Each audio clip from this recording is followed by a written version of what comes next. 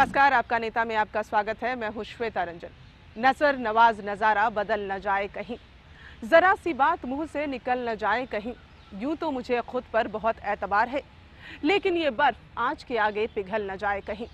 खूबसूरत वादियों को सिर्फ कश्मीर की जमहूरियत के नाम करने के लिए घाटी में सबसे पहले हथियार उठाने वाले अलगाववादी नेता यासीन मलिक कई साल से अमन बहाली की राह पर हैं।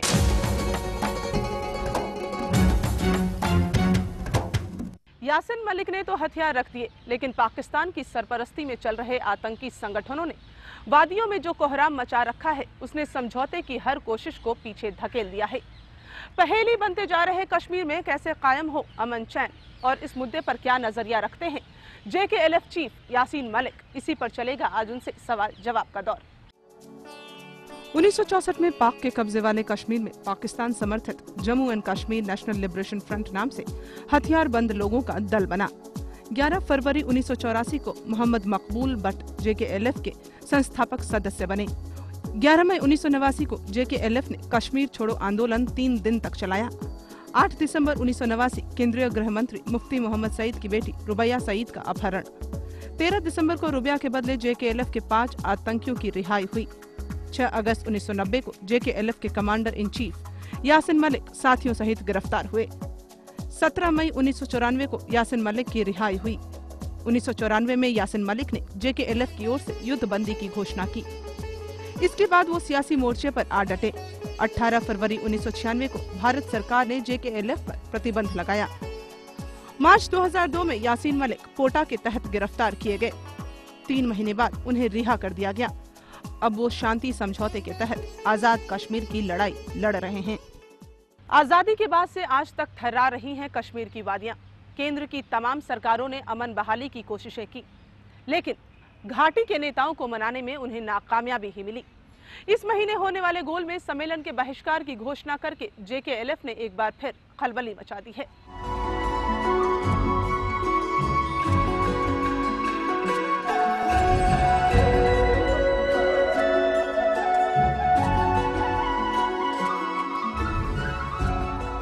जम्मू कश्मीर में आतंकवाद के नासूर को खत्म करने के लिए भारत सरकार ने 25 मई को गोलमेज सम्मेलन बुलाया है, लेकिन शांति समझौते के इस मसले पर JKLF ने सम्मेलन का बहिष्कार करने की घोषणा की है।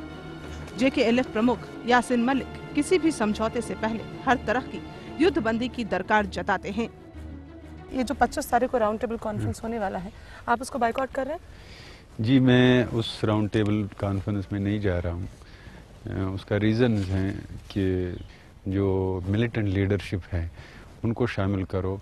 वो इसलिए ज़रूरी है क्योंकि आपने देखा है कि 2 साल से ये high profile peace process Hindustan और पाकिस्तान के दरमियान चल रहा है, और पिछले 2 साल से ये जो पीस प्रोसेस चल रहे हैं इसमें फ़ौजी भी मरता है, इसमें कश्मीरी सिविलियन भी मरते हैं, इसमें मिलिटेंट भी मारे जाते हैं।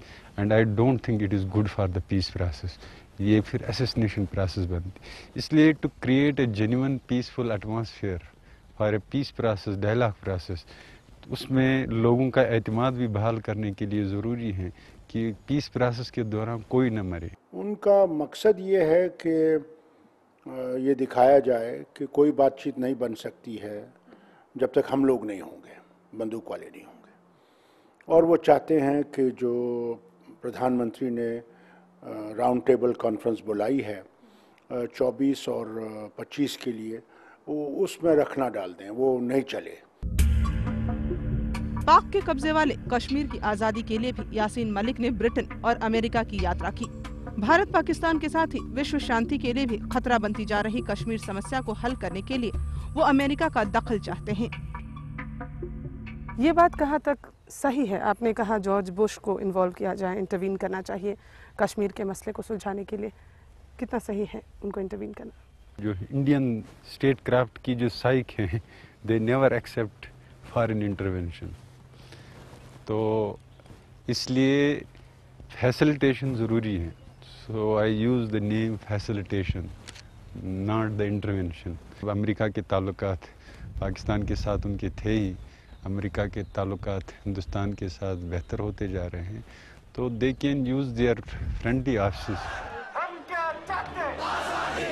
हम क्या चाहते हैं? आज़ादी। कश्मीर की आजादी के लिए बंदूक उठाने वाले यासिन मलिक अब सार्वजनिक बयानों की लड़ाई में शामिल हो चुके हैं। मगर मसले कश्मीर हल होना चाहिए कश्मीरी लोगों के बातचीत में। हालांकि उन्होंने अपनी कोशिशें जारी रखी हैं और कश्मीर की आवाम को आजादी दिलाने का सपना उनकी आंखों में आज भी है। JKLF मुखिया यासिन मलिक कट्टरपंथी जमात के नेता हैं। हालांकि इससे भी एक कदम आगे बढ़कर वो अपने गरम मिजाज के लिए जाने जाते हैं। JKLF नेता और अपने पुराने साथी अमानुल्लाह के साथ उनकी तल्खियां बढ़ी और एक फैसले के बाद अलगाववाद की लड़ाई में तन्हा रहकर वो आज भी अपनी बात पर कायम है। यासिन मलिक से पहले JKLF के मुखिया थे अमानुल्लाह खान, लेकिन बाद में मलिक से उनके मतभेद उभरने लगे। एक ही मिशन के लिए हाथ मिलाने वाले सीज फायर को लेकर एक मत नहीं हो सके। बात इस कदर बिगड़ी कि दोनों की राहें जुदा हो गई। अमानुल्लाह खान साहब के साथ आपकी कॉन्फ्लिक्ट, क्या कहेंगे आप इसमें? कोई बड़ा कॉन्फ्लिक्ट नहीं है, क्योंकि कुछ इश्यूज पे उस वक्त हमारे डिफरेंसेस हुए थे, सो वी पार्ट वेज। उसने अपनी किताब में भी लिखा कि वो नहीं चाहता था कि यूनिलैटरल सीज फायर जो मैंने दोबारा नॉन वायलेंट शुरू की, तो वो उसने पब्लिकली कहा भी है। तो so we part ways and I have no grudge against him, I respect him. कट्टरवाद के हिमायती यासिन मलिक का मिजाज भी गर्म है और अक्सर वो जज्बाती हो जाते हैं। कई संगठन वही लड़ाई लड़ रहे हैं जो JKLF का भी मिशन है, लेकिन कश्मीर मामले पर उनकी किसी दूसरे संगठन से नहीं बनती। लोग ऐसा महसूस करते हैं यासिन मलिक के बारे में कि काफी ईगोइस्ट है, आप क्या कहेंगे? देखिए, लोग मुझे मुख्तलिफ नामों से, कोई ईगोइस्ट, कोई यंग एंग्री मैन, जिसको जो मर्जी है वो ये कहता है, but I simply consider my self A romantic revolutionary person. अलगाववादी नेता यासिन मलिक के विचार भले ही ना मिलते हों, लेकिन अपने मिशन को लेकर वो कोई ना इत्तेफाकी नहीं जाहिर करते। आजाद कश्मीर की मंजिल मिलने तक वो अपना अभियान जारी रखना चाहते हैं। हम छीन कर लेंगे, हम मर कर लेंगे, हम लड़ कर लेंगे। कश्मीर को आजाद कराने की मांग करने वाले कट्टरपंथी नेता यासिन मलिक को डॉक्टर रुबिया सईद अपहरण कांड का मास्टरमाइंड भी माना जाता है। 1.5 दशक बाद भी देश में सियासी बवंडर मचा देने वाली इस घटना का काला साया उन्हें घेर लेता है। वो इस घटना को किस रूप में देखते हैं, जानेंगे हम एक ब्रेक के बाद।